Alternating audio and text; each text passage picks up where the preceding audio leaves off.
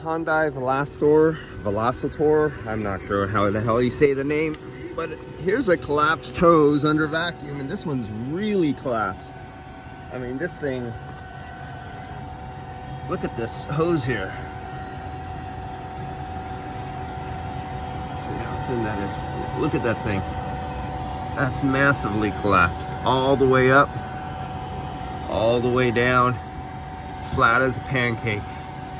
You know, they really got to do something about the durability and quality of their hoses, tweaking them like this.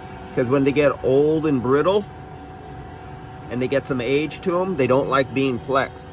So you take something that has hardened and aged in a certain form, and then you bend it a little bit. When it's a synthetic soft material like this, they fracture inside, just like old spark plug wires. You'd have really old spark plug wires and they'd be fine if you didn't touch them.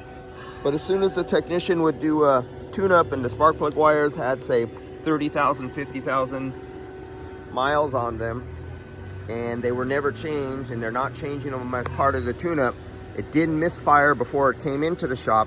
But just because the spark plug wires were moved, they cracked inside, and then they would misfire afterwards.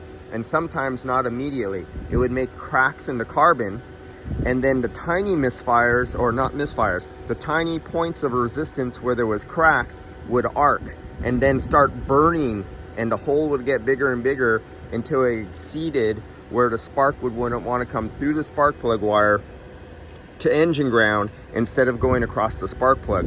And that would happen days or weeks or months afterwards, but it was just by touching it.